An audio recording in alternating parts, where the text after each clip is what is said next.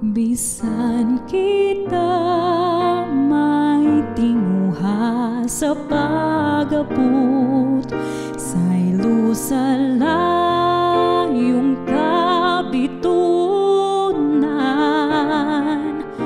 Dapit na to, tipik lang saging harian, ang langit bahin lang sa tugaran. Unsa gayud kadako sa ginuta, wayo sang nga hingpit makasaysay. Dako siyang nga hari sa tanang linalang, gamay usab kay niya sa dughan.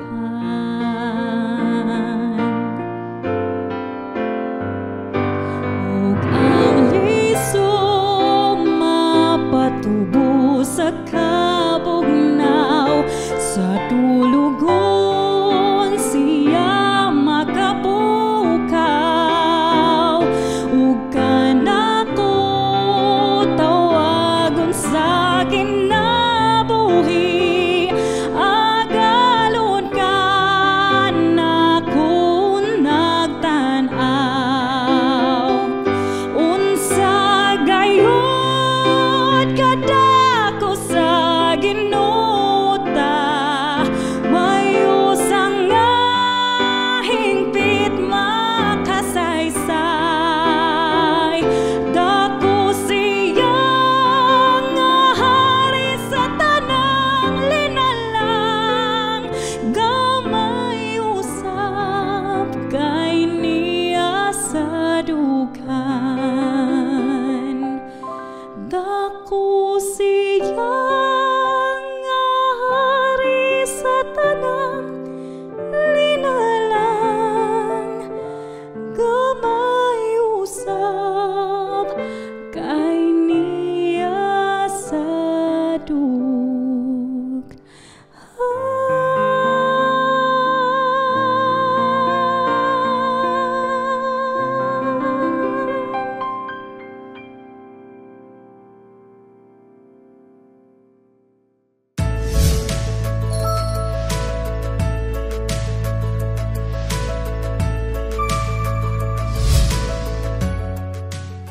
Maayong gabi sa ato nga mga higala diha sa Cebu o sa aton mga kasangkayan dida Leyte, maupay nga adlaw o gabi ha iyo mga sangkay.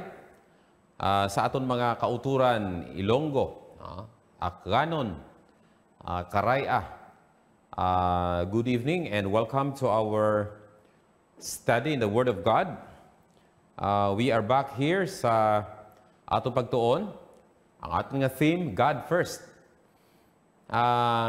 Talagang dapat natin unahin po yung Panginoon. Mayroon po mga talata o text, no, na makita po natin sa aklat ng Isaiah chapter 44 verse 6, Revelation chapter 1 verse 11. Ganito po yung sinabi, "Thus saith the Lord, King of Israel, and His Redeemer, the Lord of hosts, I am the first and I am the last, and beside me there is no God."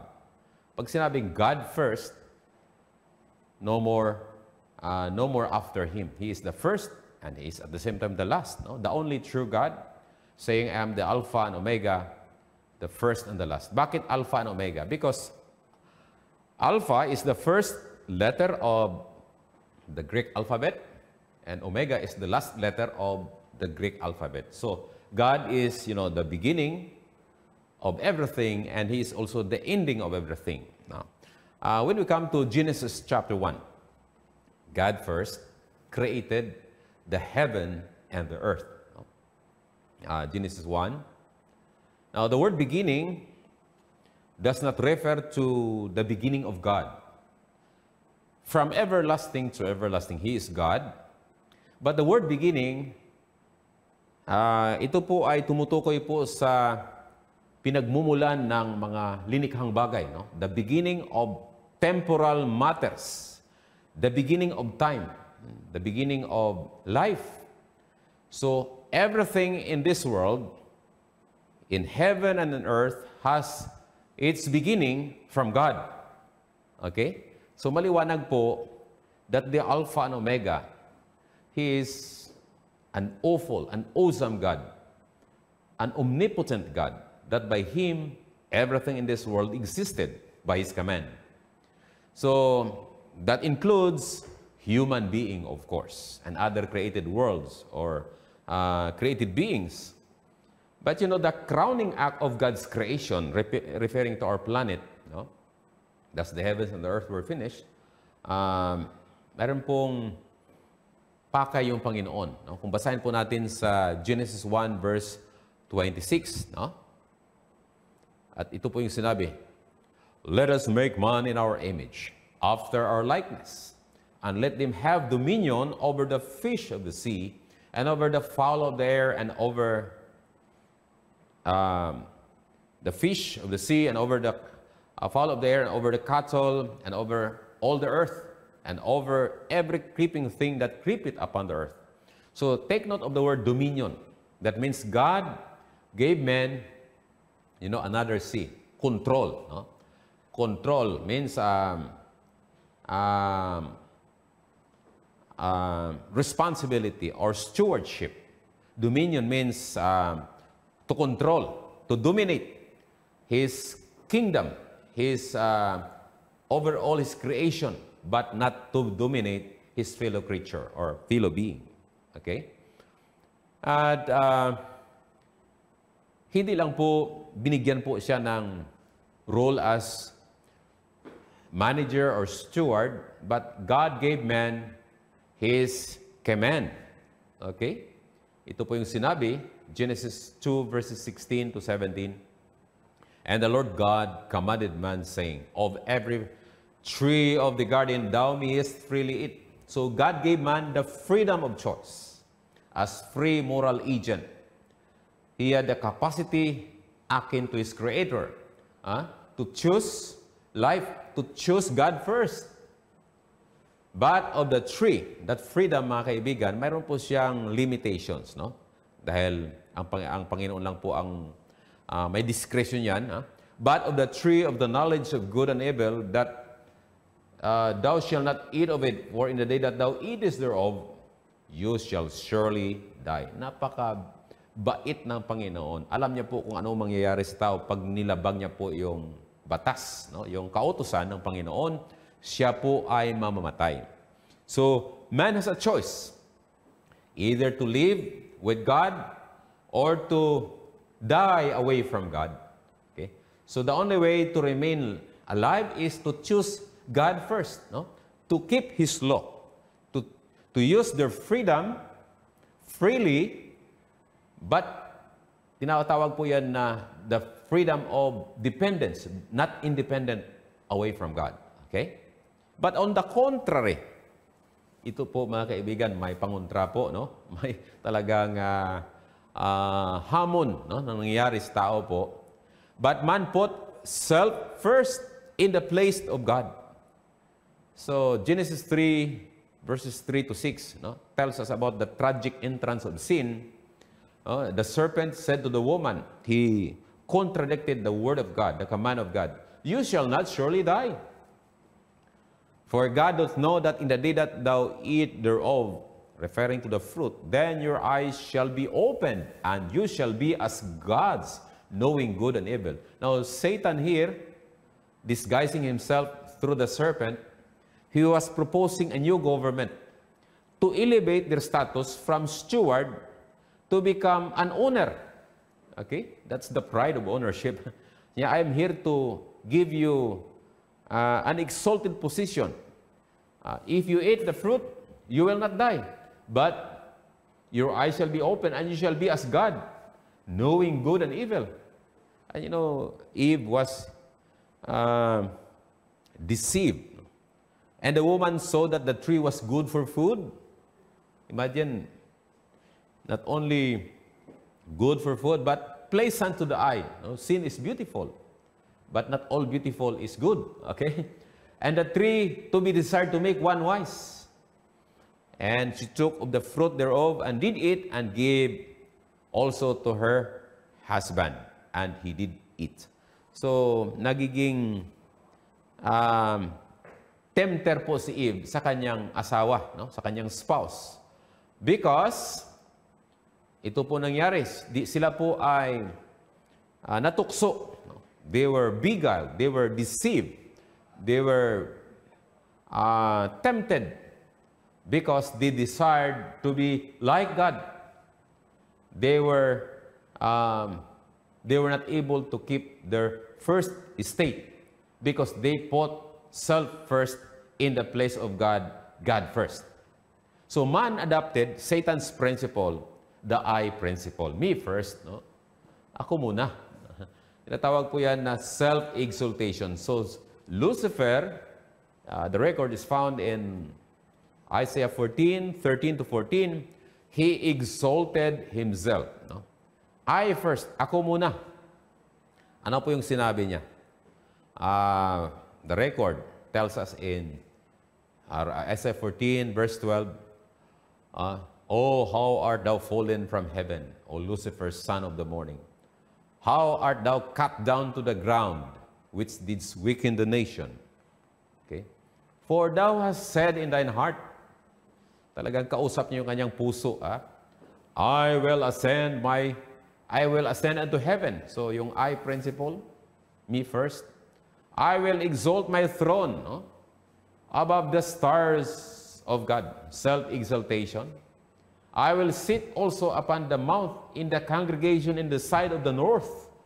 I will ascend above the heights of the clouds. I will be like the Most High. Talagang si Lucifer, salungat po yung ugali niya kay Jesus. Jesus, who was in the form of God, he took the form of a servant. But Lucifer, he was in the form of angel. He wants to exalt himself above God. At ito po yung ginamit niya na doctrine doon sa pagtukso kay Eve. No? Your eyes shall be open and you shall be as gods, knowing good and evil. So you see the parallel there. So man adopted the principle, the philosophy of Satan, I first or self first. Tinatawag po yan na self-exaltation. So we have here a contradictory principle. God first versus self first. At para po mabigyan diin ng Panginoon at ang problema na nangyari, nagkaroon po ng kauna-unahang hearing. No? God called a first hearing. Right there at the Garden of Eden, Genesis 3:9-13, and the Lord called unto Adam and said unto him, Where art thou? And he said, I heard a voice in the garden, and I was afraid, because I was naked and I hid myself. Talagang maganda mga kaibigan nangyari. Tinanggap ng tao na siya ay nagkasala sa Panginoon. Alam niya kanyang sarili na he was naked. And he said, Who told thee that thou wast naked? Hast thou eaten of the tree whereof I commanded thee that thou shouldest not eat? And the man answered, Lord, the woman whom thou givest to me to be with me, she gave me of the tree and I did eat. Talagang doon, mayroong admission sa part ng tao. Okay? Tinanggap na siya ay makasalanan. He confessed his sin to God. And the Lord asked the woman, What this that thou hast done? And the woman said, Lord, the serpent beguiled me and I did eat. Mayroon ding admission sa babae. So because of that, mayroong humility, mayroong admitan sa kanilang part. Pinuntahan ng Panginoon ang diablo, yung serpent. And the Lord said to the serpent without asking question, Because thou hast done this, he was immediately convicted, but not converted. Thou art cursed above all cattle and above every beast of the field. Upon thy belly thou shalt go, and dust thou shalt eat all the days of thy life. No? So God cursed the serpent. So, mga kaibigan, kasi in every sins that we do, Satan has always a participation. Mayroon po siyang instigation, mayroon po siyang share doon. At sabi ng Panginoon, ito po yung pang-anim na C, no? God put a controversy between the dragon and the woman. Okay? Dahil sinabi niya sa verse 15 and 16, I will put enmity between thee and the woman, and between thy seed and her seed. Okay? It shall bruise thy head, and thou shalt bruise his heel. So, para po maligtas po yung babae sa kapangyarihan po ng dyablo, kinakailangan there should be a war between the woman and between her seed and the seed of the dragon. Hindi po pwedeng sumali sa doon. Talagang kinakailangan ilipat niya po yung kanyang loyalty, no? From being selfish to God first. Yun po yung controversy ng principles, mga kaibigan. At ito po yung judgment ng Panginoon sa lalaki. And unto Adam he said, because thou hast hearkened unto the voice of thy wife, cursed is the ground for thy sake. In sorrow thou shalt eat of it all the days of thy life. Verse 19, in the sweat of thy face shalt thou eat bread till thou return to the ground. For dust thou art, and unto dust you shall return. So, mga kaibigan, talagang man was doomed to die. But God was very gracious. He made a coat of skins and clothed them. Ito po yung sinabi sa verse 21. Napakaganda, mga kaibigan. And unto Adam and unto his wife did God the Lord make coats of skins and clothe them. Therefore the Lord God sent them forth from the Garden of Eden to till the ground from whence he was taken. So, from stewardship of dominion, binigyan po siya ng stewardship of farming, stewardship of agriculture. Mayroon pong demotion. He was demoted from the role of being a steward to become a farmer. Maganda po yan kasi matuto tayo mag-exercise, magtanim para po mabalik yung ugali ng Panginoon sa atin. No? We need to be humble. We need to be patient. Hindi po yung magiging makasarili at magtaas noo, mga kaibigan. No. So he drove out the man. He was driven. He was removed from his position, from his home, and he placed at the east of the Garden of Eden cherubims. There was an angels there with a flaming sword which turned every way to keep the way of the tree of life. No? So their way was cut off from the tree of life. So consequently, because they put self first, man loses many things. He lost the image of God. He lost his home. He lost his health. He lost his stewardship dominion. He lost his freedom of communion with God. He lost his way to the tree of life. And he loses his own life. All because of covetousness and selfish ambition. Delikado po yan, mga kaibigan, no? The pride of ownership. The pride of covetousness.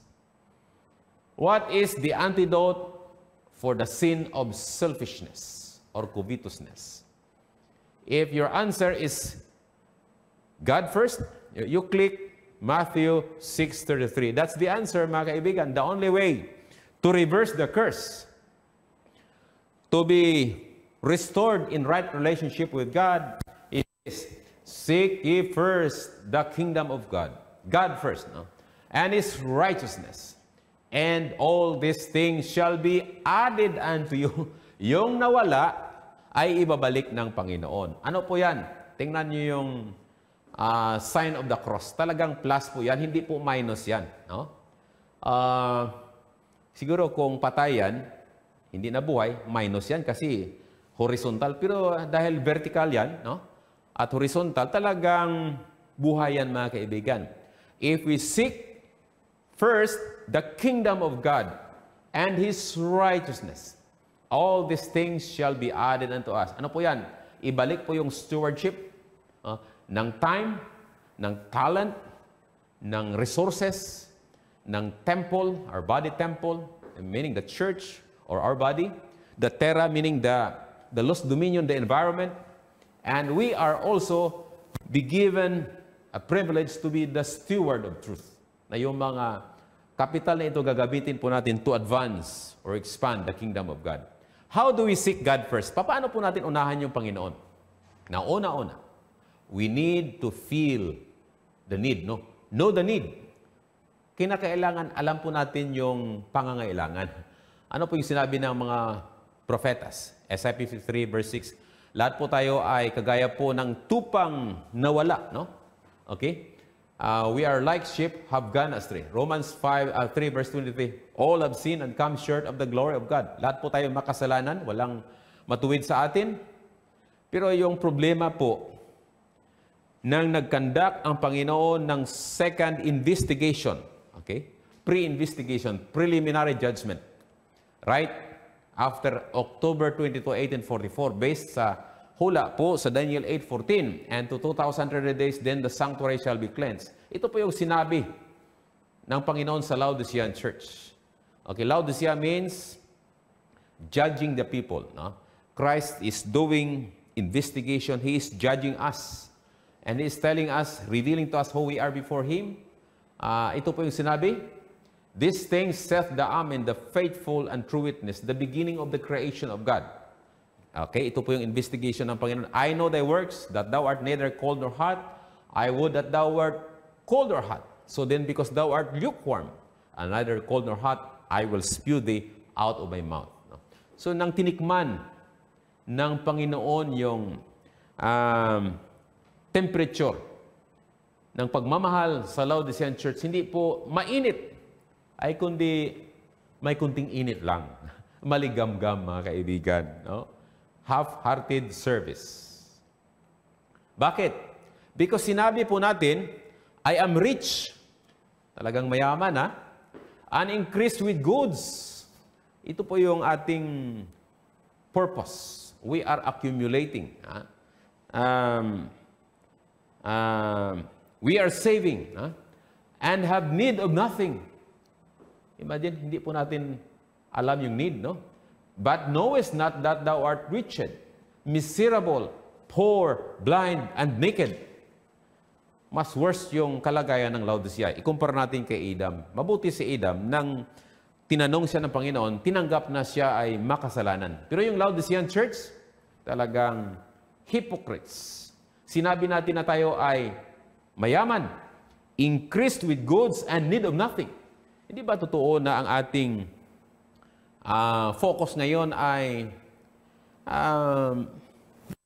na mag-ipon? Hindi kasalanan yung mag-ipon. Yung problema, kaya dahil marami na yung ating naipon, increased with goods, we do not feel the need of anything.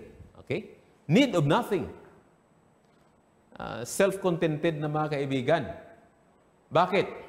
Bakit marami yung ating kayamanan? Kasi hindi tayo namimigay. Hindi tayo nagbibigay ng ating ikapo, ng ating handog. So, lahat ng atin ay inilaan na natin po sa ating sarili. So, ito po yung sinabi, we are rich, increased with goods, and need of nothing, pero hindi po natin alam na tayo po ay pobre, no? Bulag at hublas.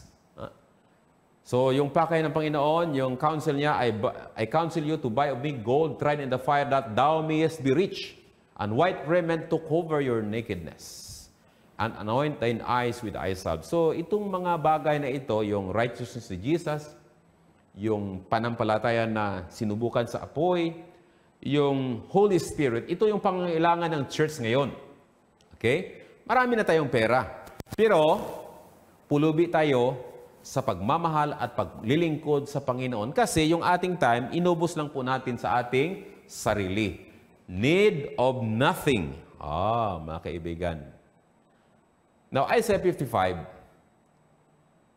verses 1 and 2. Okay? Kagaya ng sinabi ng Panginoon sa Laodicea, buy of me gold tried in the fire, that thou mayest be rich. So we are invited here by the Lord, according sa hula, who everyone that thirsteth, come ye to the waters. He that hath no money, come ye buy and eat. Okay? Paano tayo makabili na walang pera? God is telling us, pwede tayong bumili kasi mayroong isang persona na nagbayad po para sa atin. Binayaran po tayo ng Panginoon. Yun ang dahilan kung bakit naging libre. Pero hindi po libre yan. Bayad po na tayo ng Panginoon. No? Sa kanyang dugong ibinuhos sa krus, para po tubusin po tayo, so bayad na po yung ating kasalanan. What we only need to do is to come if we thirst, if we feel the need of righteousness, if we feel the need of the Holy Spirit, if we feel the need of His love. Mga kaibigan, we need to come to Jesus. Anong ibig sabihin ng buy? Hindi po tayo nagbibili kung hindi kailangan.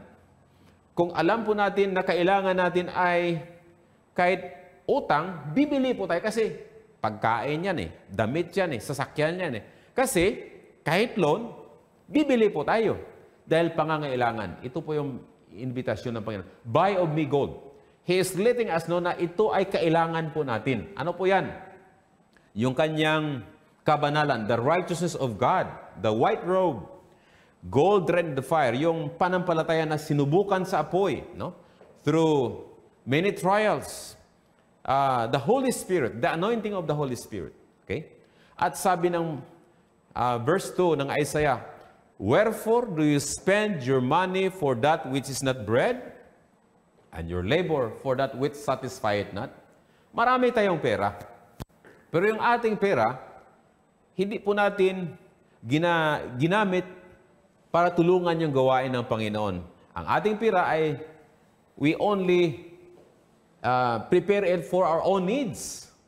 Hindi natin binibigay yung ikapo, yung offerings. Kung mayroon man, baka hindi po lahat, mga kaibigan.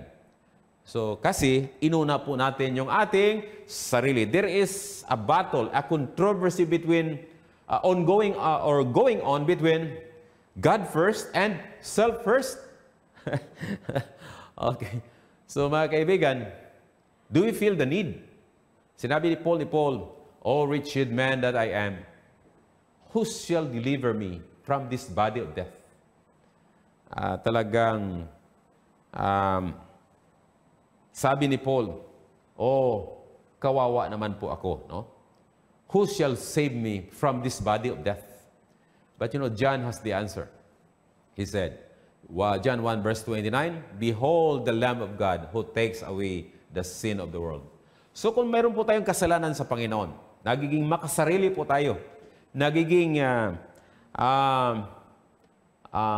labag po tayo sa kanyang kalooban, what we need to do is to come to Jesus and behold Him, seeing Him hanging on the cross. He died for us, He paid the price for us, and accept His grace, His righteousness.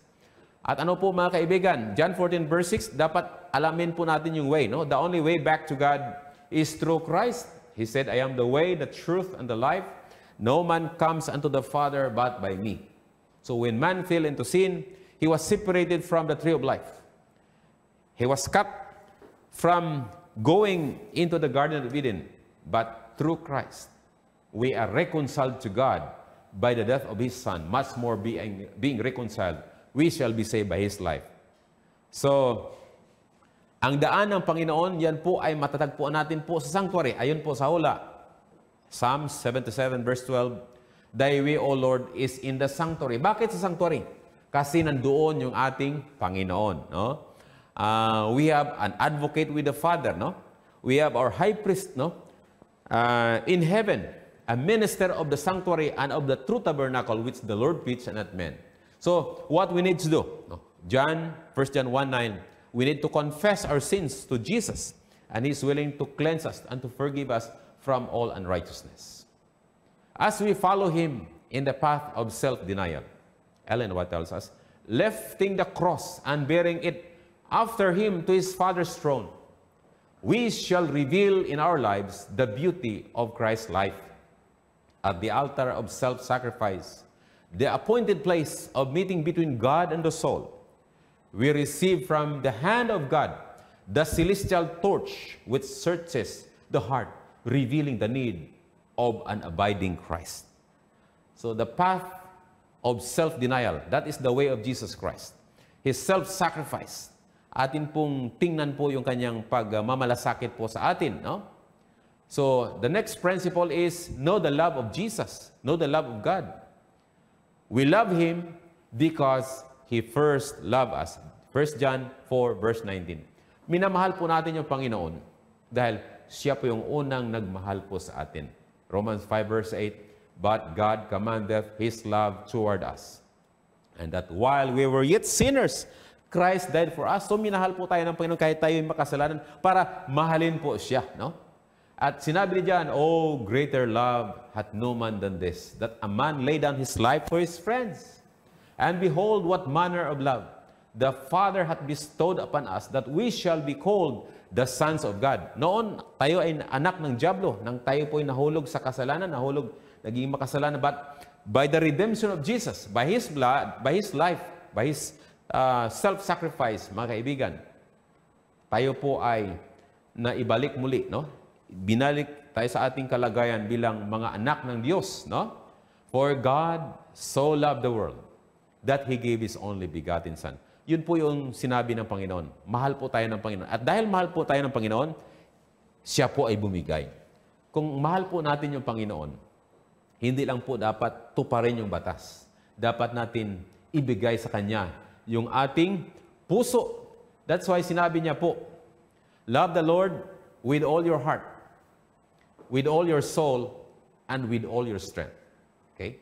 Mahalin po natin yung Panginoon sa ating buong puso, buong buhay, buong pag-isip, buong kalakasan, mga kaibigan. With all. Okay? At, yung mga kapatiran doon sa Corinthians, chapter 2 Corinthians 8, verses 4 to 6. Sinabi po doon sa verse 4 or 5, and this they did, not as we hope, but first gave their own selves to the Lord, and then to us by the will of God. So, yung una, binigay po nila yung kanyang puso, yung kanilang pagmamahal sa Panginoon, yung kanilang sarili sa Panginoon. Then their offerings, their tithes follows. Imagine, where your treasure is, the heart follows. But here, where your heart is, that treasure will follow. So, binigay po nila yung kanilang puso, yung kanilang sarili sa Panginoon. And then, their offerings, their contributions follow. No? Okay? Number 4 principle, know your opponent. Okay? Know your need. Okay? Know the way. Know the love of Jesus. And then know your opponent. Sino yung kalaban natin, mga kaibigan? Of course, God first versus self first. Of course, yung kalaban natin yung dyablo. Pero yung kanyang principle ay nasa atin, yung kanyang nature, yung kanyang characteristics. So, yun po, kailangan nating labanan po yan. Paano? Okay, so kailangan natin i-practice po yung benevolence, no? Yung liberality. No? Honor the Lord with your substance and with the first fruit of all your increase. So, sa lahat nating tubo, dapat ibigay natin sa Panginoon yung kanyang share. No? So shall thy barns be filled with plenty, and thy presses shall burst with a new wine. Thou shalt not delay to offer the first of thy ripe fruits, and of thy liquors, the firstborn of thy sons. Okay? Now, Counsel on Stewardship, page 29. The most difficult sermon to preach and the hardest to practice is self-denial. Agree or disagree? Mga kaibigan, ito po yung ating opponent, yung ating mismong sarili. Madalas po tayong magtingin doon sa kakulangan ng iba, pero yung ating sarili ay mahirap itakwil yan, no? Yung pagtakwil po sa ating sarili, no? Dahil yung ating nature ay sarili muna. The greedy sinner, self, meaning I, no? Closes the door to the good which might be done, but which is not done because money is invested for selfish purposes. But it is impossible for everyone to retain the favor of God and enjoy communion with the Savior, and at the same time be indifferent to the interest of his fellow beings who have no life in Christ, who are perishing in their sins. Christ has left us a wonderful example of self-sacrifice. Kaya kailangang magsakripisyo po muna tayo. Now, a story was told in the book of 1 Kings 17, verses 12 to 16. In verse 13, this was the story of, Elijah and the poor widow of Zarephath. Sabi ni Elijah sa kanya, "Make me first a little cake, thereof, and bring it to me, and after that, make for thee and for thy sons." Ako muna yung unahin mo.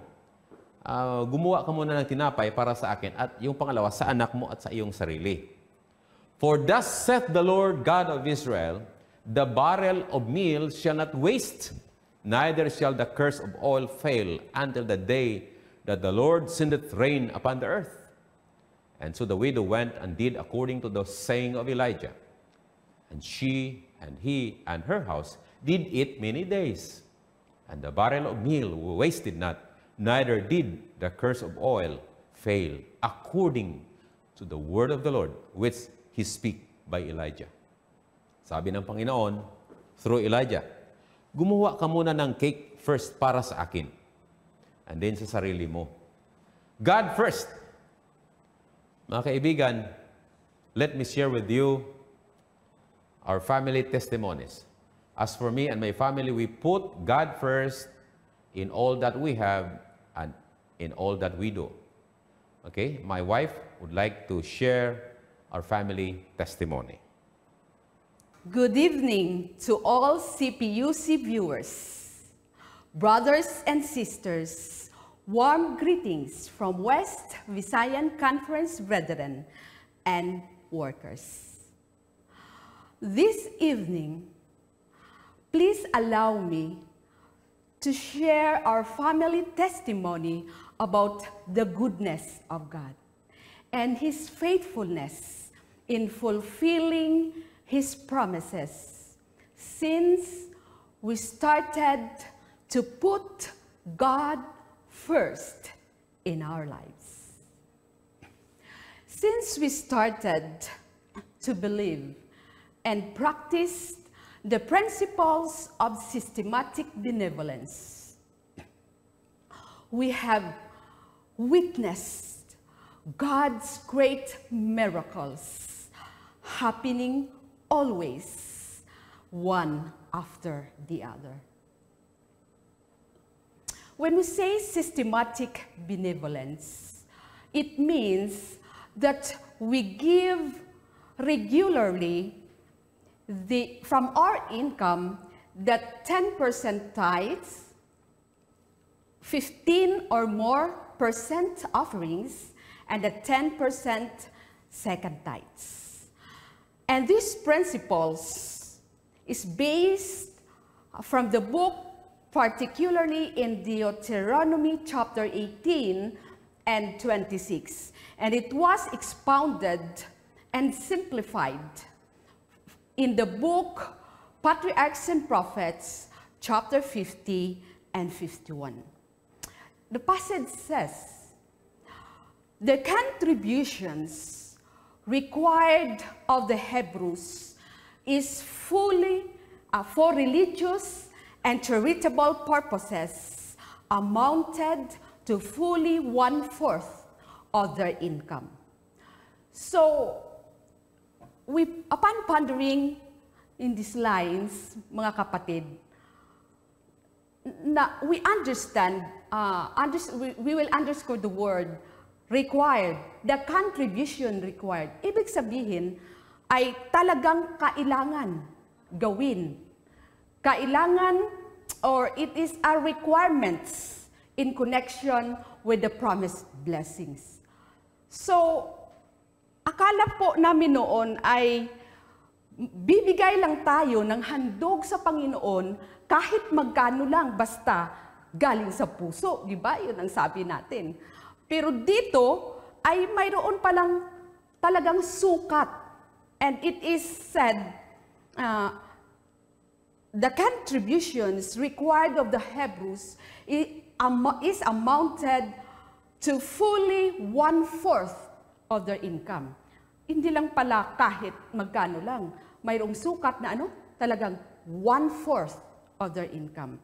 So when we say 1/4 of their income, it means 25%, right?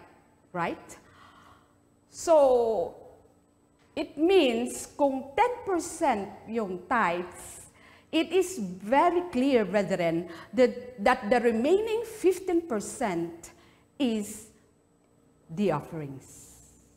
And sa pagpatuloy namin ng basa doon sa chapter 51, based in Deuteronomy chapter 26, ay may tinatawag naman na second tithe. At kanyang tinatawag siya na maaser shini. Yung first tithe ay tinatawag na maaser rishon, and that is tithes for the Levites. And this one in Deuteronomy chapter 26, tinatawag siya na maaser shini, and that is tithe for the poor. So, mga kapatid, every centavo of our income, 10% of that is intended by God as His provision for the poor. It is their rightful share. Like yung Levites, it is their rightful inheritance. Yung maaser rishon, or the first tithe, the second tithe is na maaser shini for the poor. So, sabi ng Panginoon, if you have done this to the least of my brethren, you have done it to me. So, di ba yung pure and undefiled religion is our care for the poor? So, with this passage, we realize, mga kapatid, na for 25 years na serving God, we found ourselves that sabi ng Panginoon, you are weigh in the balances and you are found wanting. Marami pala tayong pagkukulang, mga kapatid, sa Panginoon dahil yung ating kita ay inuubos lang natin sa ating sarili. Hindi natin binibigay what is due to God and what is due to His poor brethren. So with this principle, it becomes a turning point in our lives. And we decided, like the widow of Zarephath in the days of Elijah, that she put God first. Kahit alam niya na pag binigay niya iyon kay Elijah, ay wala nang matira. So with this, kung ibibigay namin yung 35% according to the principles written in these verses and in this spirit of prophecy, ay wala na kaming matirang makain. Kasi napakayaman namin, mga kapatid. Napakayaman namin dahil mayroon kaming London. Napakayaman namin sa utang. London doon, London dito. Kompleto po sa loan. So pag gin-practice namin yung 35%, ay talagang wala nang matira sa amin. But despite of this, we don't dwell sa negative, mga kapatid. But in the promises of God, ng katulad niyong widow, kahit alam niya nang wala matira, he believed in the Word of God na matapos man yung famine, ay hindi siya maubusan ng harina. So, with that, sabi doon sa passage na pinatuloy namin sa pagbasa, ang promise doon ng Panginoon ay so heavy attacks upon the resources of the people might be expected to reduce them to poverty. So, talaga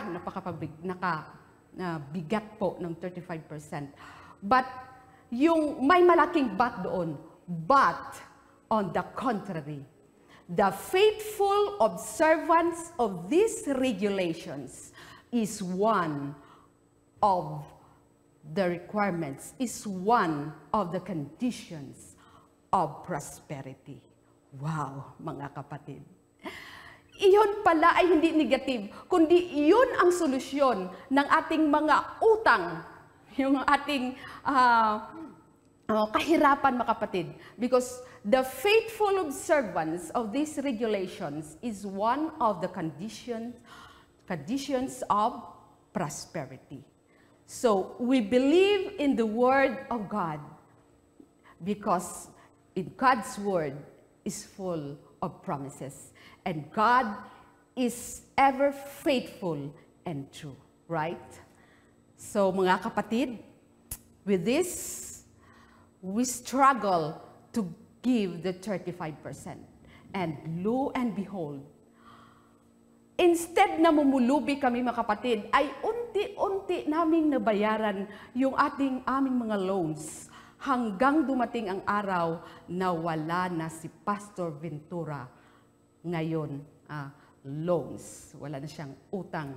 We are free sa mga utang, mga kapatid.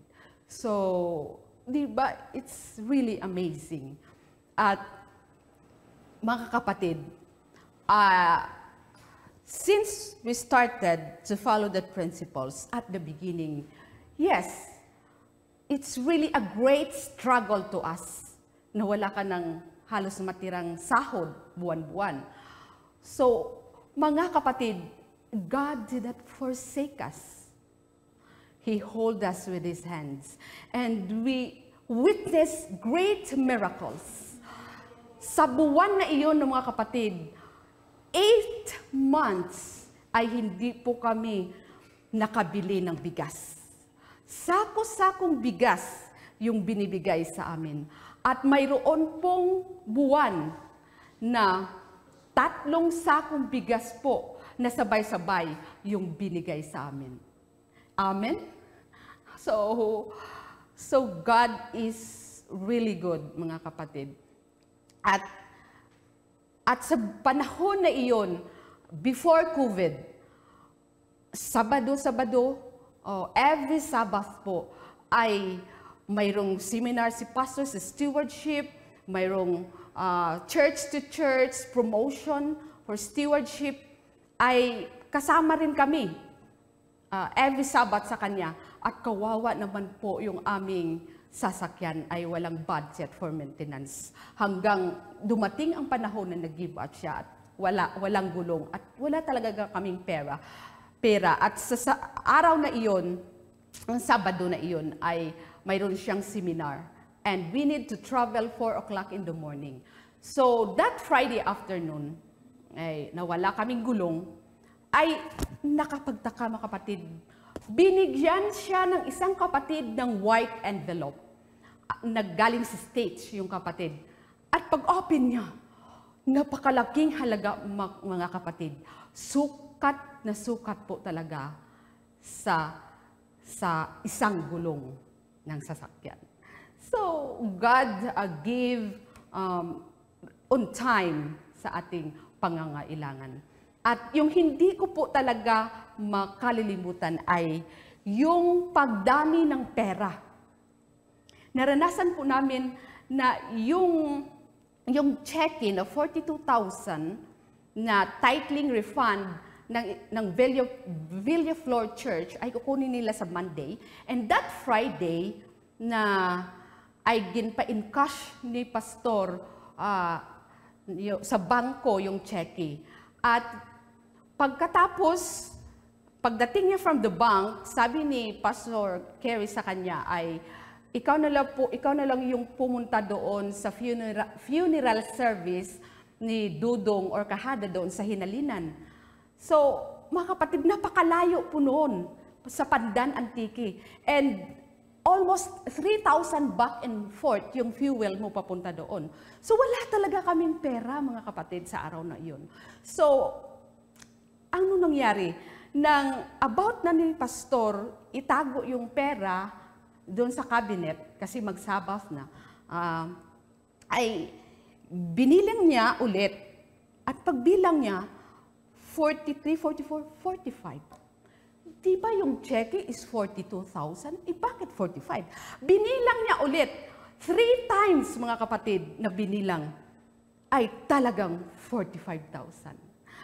Pagdating ng Sabbath afternoon, sabi ni Ma'am Hukaban sa kanya, ikaw pala yung mag-service doon sa Hinalinan. Sumakay ka na lang sa amin. Oh, nalibre pa yung kanyang pamasahe. And that 3,000 exist na pera from the bank becomes our provision hanggang dumating po yung araw ng sahuran. So, napakabait po talaga ng ating Panginoon, mga kapatid. But there is a great challenge sa atin. Sabi ng Panginoon, we must grow in grace and in the knowledge of truth. And we must also grow in the grace of giving. So, sa patuloy naming pag-aaral, ay doon naming na-discover na aside from 35% na regular na ating binibigay every sahuran, ay mayroon pa palang tinatawag na voluntary sacrifices or free will offerings from the people, like the building of the temple in Jerusalem or in the wilderness. So, with that, dumating po yung challenge sa amin because we will judge according to the light we receive, right? So, dumating po yung challenge sa amin na yung church namin ay ibenta po ng may-ari ng lupa sa iba kung hindi namin bibilhin yung lupa. For 18 years na nandyan na yung church namin, ay na-develop na po. So, no choice po. So, we need to respond to save the church. So, nag-pledge kami. So, hanggang after 1 year, hindi pa rin po namin naibigay yung pledge. Ano naman namin ibigay? Hindi naman kami mayaman to give that great amount. Pero mga kapatid, nag-pledge kami sa amount na malaki, na wala naman talaga kaming pera. Because sa parable ni Jesus, I believe na sabi niya, ask so that you have something to give. So, we need to ask blessings from God so that we have something to give. So, hingi kami sa Panginoon. Then, one day, sabi ko sa kanya, nabasa ko sa Councils on Stewardship na pag nag-pledge ka sa Panginoon, oral man siya or written, ay nire-record yun ng mga holy angels. At sila po yung witness na gin-pledge mo yun sa Panginoon. At kung hindi mo yun tinupad, you have a pending case doon sa court in heaven. And it will testify you in the judgment. It will testify you. It will testify against you in the judgment. So, kaya, hindi ako makatulog. Sabi ko kay Mister, anong gawin natin? So, sabi niya ay, ibinta na lang natin yung ating family service, yung escapade van. So, kaya, ang nangyari, gin-post namin sa Facebook. At doon sa Facebook, mga kapatid, ay may nagsabi na tao na nandoon siya sa abroad. Ang sabi niya, ay bibilhin niya yung van namin, pero doon lang, gagamitin lang namin kasi nandoon naman siya sa abroad. At nagpadala siya o nag-deposit sa ng 180,000 doon sa land bank. Kaya kinuha namin sa land bank at binigay namin agad sa aming pledge. Yung amount na naging pledge namin sa Panginoon. So, ang nangyari po ay unfortunately, hindi po natuloy yung transaction ng bintahan kasi nasira po yung aming sasakyan. So, ang agreement po namin doon ay ibalik na lang or isauli na lang yung pera doon sa land bank. So, for after several months, So ngayon, sa tulong ng aking kapatid, after several months, nabalik po namin yung buong 100,000. And yung remaining 80,000 ay unti-unti or we can say installment po na binalik namin sa land bank, yung 80,000 na yun, hanggang nabayaran namin. So, yung wonder po doon mga kapatid, ay naibigay namin yung aming pledge, at naibalik namin yung pera sa land bank, at yung nakapagtataka o masabi ko na miracle, na yung tao na iyon ay hanggang ngayon, hindi pa rin siya namin nakita personal. Nakita siya namin sa Facebook, but hanggang ngayon, personal, hindi kami nagkita. Kahit isang beses lang. So, makita natin mga kapatid, pag bumili ka ng sasakyan, dalhan mo pa yan ng mekaniko, right? O, mayroon ka pa mga deed of sale. Pero, dito, ay, ini-deposit lang sa land bank. So, that's a great miracle, mga kapatid. And last, how good God is, ay yung aming family service ay hindi nawala. We still enjoy sa aming Escapade van hanggang ngayon. So, napakaganda po talaga ng ating Panginoon, mga kapatid. At ang gusto ko pong i-emphasize ngayong gabi ay isa pa yung giving of the second tithe. Yung 10% na itago natin, na tulong natin sa poor. So, with that mga kapatid, for almost 5 years na aming practice ng second tithe, ay marami na, sa awat ng Panginoon po, ay marami na rin kaming na-reach out na mga mahihirap na tao. Marami na rin kaming natulungan na magpagawa ng kanilang bahay. Mayroong yung kanilang bahay ay sako yung dingding, sako yung bubong, ay tinulungan namin financially na aid para sa kanilang pagpatayo ng kahit bahay kubo na lang or nipahat. So mga kapatid, hindi lang isa, marami na rin sila. So with this, sabi ko sa Panginoon, Panginoon, marami na tumutulong kami sa mahihirap, walang bahay, pero sa totoo, wala kaming bahay. Wala kaming bahay. Ano po yung will mo? Ay mag-rent na lang kami ng bahay or magpatayo kami ng little nipa hut o sa lupa ng aking kapatid? Ano po? So yung leading ng Panginoon ay magpatayo kami ng little nipa hut kasi wala namang budget doon.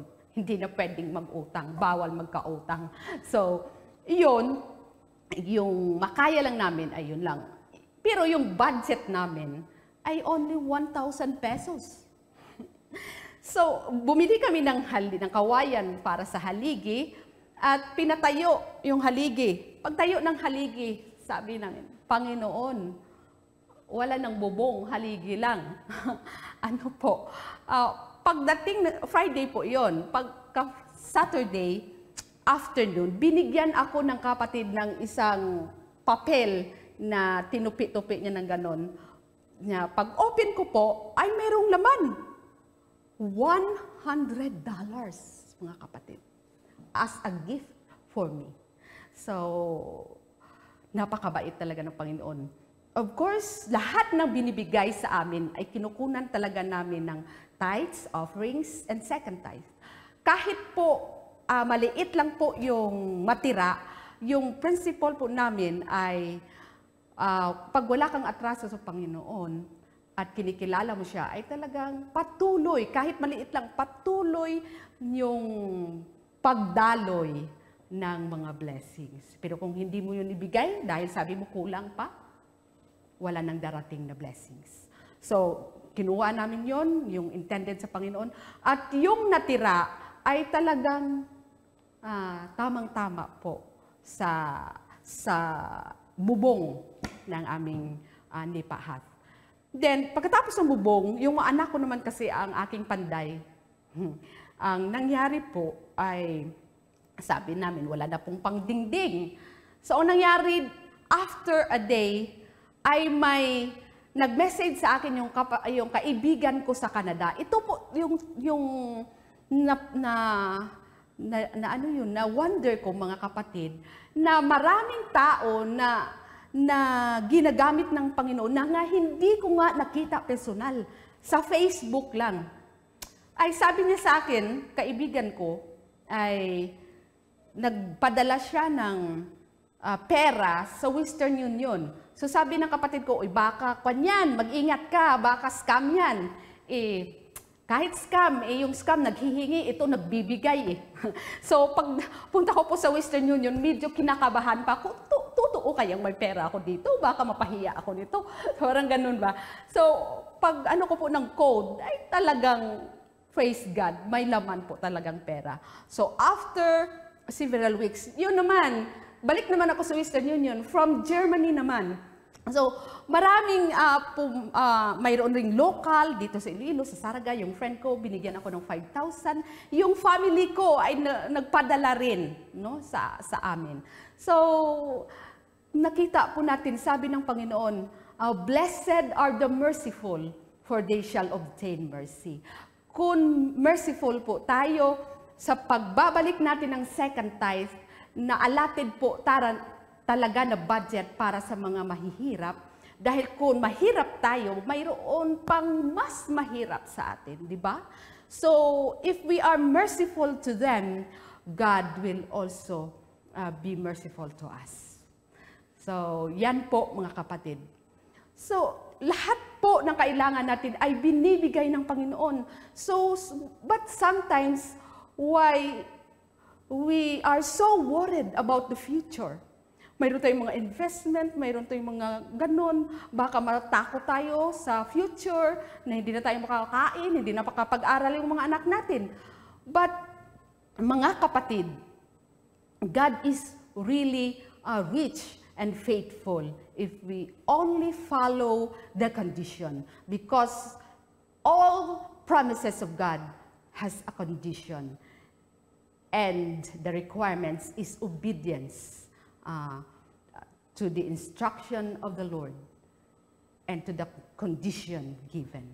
So, ang last ko po na i-share ngayon ay Prisca po na story. Yung last Monday lang po nangyari, August 2, 2021. Sabi ko last time kay Pastor, yung mid-year mo ay huwag mong gastusin kasi i-reserve natin yun sa opening ng classes, sa enrollment, kasi mayroon ka ng college. So, pag August 2, sabi ko magpa-enroll na kami kasi pagka Monday, may klase na. Na-withdraw mo na ba yung, yung mid-year? Wala na, ubos na. Wala na pala yung bonus niya. Kasi marami daw, nagpadala siya ng pera kay mama niya, marami siyang binigyan, marami siyang ginastusan, marami siyang tinulungan. So wala na, ubos na. So imagine mga kapatid, mayroon kang elementary, mayroon kang high school, mayroon kang college, wala ka kahit salapi na allotted na budget for that at pasok ka na at may klase na after 1 week ay hindi pa naka-enroll. So mga kapatid, what happened that day? Sabi ko sa school principal, nag-chat ako, ay, Ma'am, i-enroll mo na lang yung mga anak ko at ipadala ko na lang yung pera pagkatapos ng lockdown. Kasi insecure kami dito sa Iloilo. Yung totoo, yung realidad po naman ay wala talaga kaming pera sa araw na iyon. So, habang nag-fill ako ng online enrollment form, ay mayroong pumasok na message sa aking, sa aking cellphone. At ang sabi po doon, magkuha ka sa power of attorney. Kay may patay ako nga manggad sa DSWD. I-process mo, kuhaa, kay tagaan ko ikaw sang parte. Wow, mga kapatid. How great God is. Imagine, patay na nakayamanan ng iba, ay binubuhay pa ng Panginoon para sa akin, para sa budget, sa enrollment ng aking mga anak. So, mga kapatid, yung aming college educational insurance plan ay nandoon po sa langit.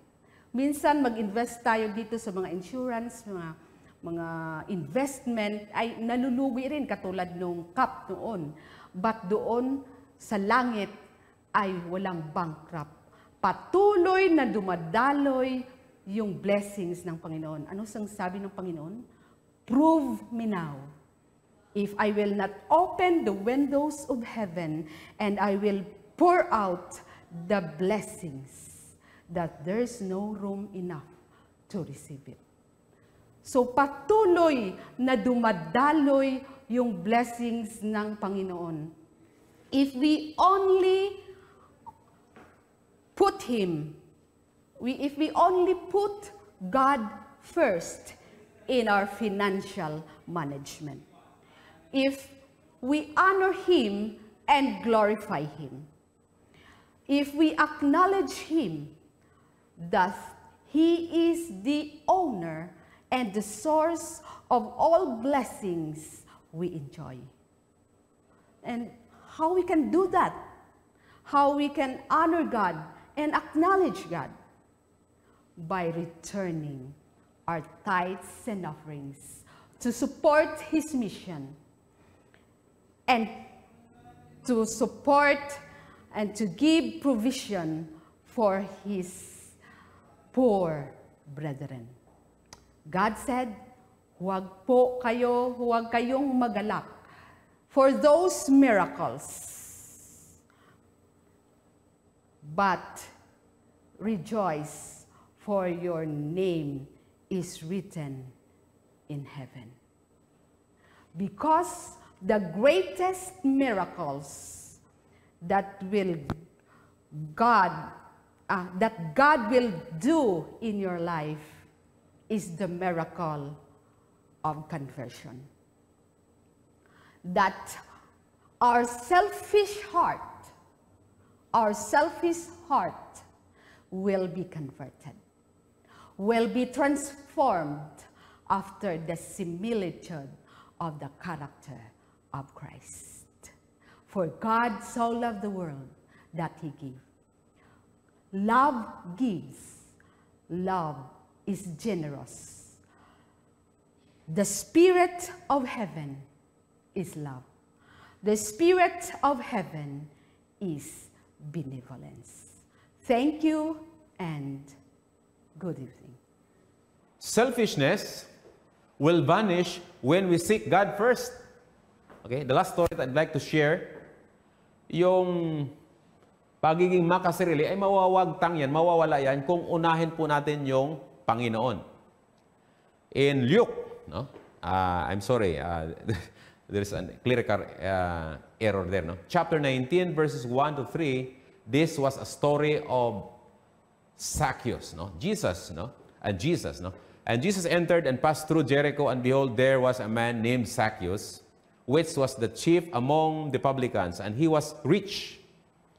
And he sought to see Jesus, who he was, and could not because of the press, because he was of little stature. So there were three hindrances. Una, po, siya ay mayaman. Pangalawa, because of the press, because of the people. Second, he was short of height. But he sought to see Jesus. And so he ran before Jesus and climbed up into a sycamore tree to see him, for he was to pass that way. And when Jesus came to the place, he looked up and saw him and said unto him, Zacchaeus, make haste and come down, for today I must abide at thy house. And he made haste and come down and received him joyfully. Talagang tinanggap niya si Jesus joyfully.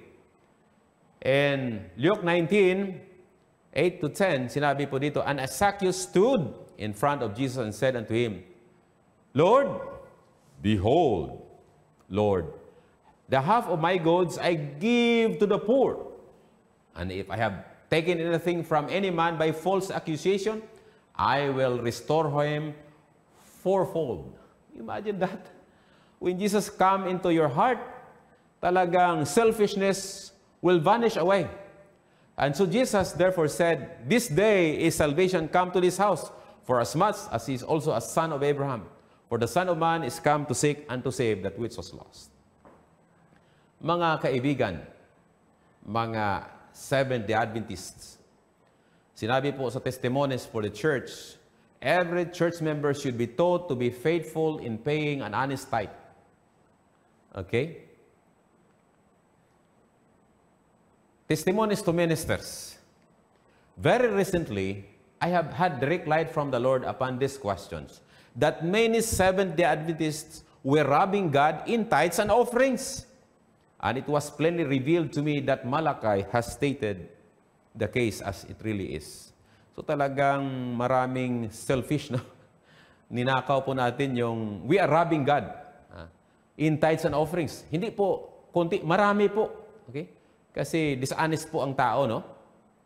Hindi po siya tapat sa paglilingkod sa Panginoon. What? Okay? Many Christians part with means with great reluctance. While some rob God of a portion of their tithes, others rob God of offerings by returning only the tithes. Tingnan niyo po yung ating card. How big is the tithe and how small is the offering? We only return the portion of tithe sometimes. And that is robbery. And sometimes we return the tithes, we are no longer giving offerings. That is still robbery against God. So, what to do if you have withheld tithes and offerings from the Lord? Let those who have robbed God in tithes and offerings now come before Christ and make restitution. Talagang kailangang bayaran mo yan, mga kaibigan. Okay? Just like Zacchaeus. I entreat you to repent before the Lord and to restore fourfold. Tama yung sinabi ni Zacchaeus. Kung ikaw ay may ninakaw sa kapwa mo o sa Panginoon, talagang hindi po mawala yan. Yung record. Pag hindi po natin binayaran yan, mga kaibigan. Okay? Last that I'd like to share with you is know the Lord by personal invitation. Katulad po ni Zacchaeus. Sinabi po sa Revelation 3 verse 20, behold, I stand at the door and knock. If any man hear my voice and open the door, I will come into him and will sup with him and he with me. To him that overcometh, I will grant to sit with me in my throne, even as I also overcome, and am sat down with my Father in his throne. He that hath ear, let him hear what the Spirit saith unto the churches. Ito po ay sinabi ni Jesus sa Laodicea. At ngayon, today or tonight, we can no longer hear the voice of Jesus, that megaphonic voice, but we can hear the voice of Jesus, that echo of the voice through the teaching of His Word by the whisper or the voice of the Holy Spirit. Kung mayroon man dyan na mga kapatid, na nais po bumukas ng ating puso, ng pinto ng ating puso upang yayahin po ang ating Panginoon, na from now on, Lord, please be the God of my life. Let you rule in my life, that you shall be my first and my last. I should pray for that individual. Kung mayroon man, mga kaibigan, mga kapatid, it is our privilege to invite Jesus right now so that yung selfishness, yung ating pagmakasarili ay mawala. At yan ay baguhin ng Panginoon, kagaya ni Zacchaeus. If we invite Jesus joyfully, Jesus said, today salvation has come to this house. Mayroon po ba, mga kapatid? Kung saan ka man naroon, mga kaibigan, ang Panginoon ay tumitingin po sa atin, nais po na tayo tanggapin, baguhin ang ating puso, na tayo po ay mamuhay ng maayos at matuwid sa Kanya, na mula ngayon, our philosophy is God first. Tayo po ay manalangin. Dakilang Diyos, Ama naming banal na mahabagin at makapangyarihan po sa lahat. Niyayaya po namin ang iyong banal na Espiritu na tumahan po sa aming puso't isipan si Jesus Christ. Bagayin niyo nawa, Panginoon, ang aming damdamin, ang aming values na makasarili, na mahalin po kayo, Panginoon, at mag-share po ng biyaya niyo sa iban. Salamat, Panginoon, sa iyong pangako. Patawarin niyo nawa ang aming pagkasala at puspusan niyo kami ng banal na Espiritu. Ito po yung aming dinadalangin sa matamis po na pangalan ng aming tagapaglikha, tagapagligtas na si Panginoong Yesus. Amen. Maraming salamat at magandang gabi po sa lahat. God first.